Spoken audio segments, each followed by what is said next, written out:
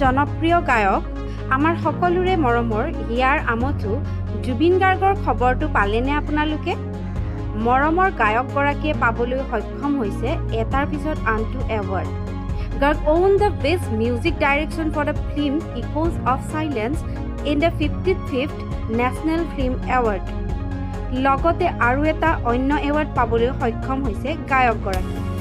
আসাম জাতীয়তাবাদী যুৱ ছাত্ৰ পৰিষদ to confirm Sukafa Award 2021 to Assam Heartthrob Zubeen Garg. Thank you.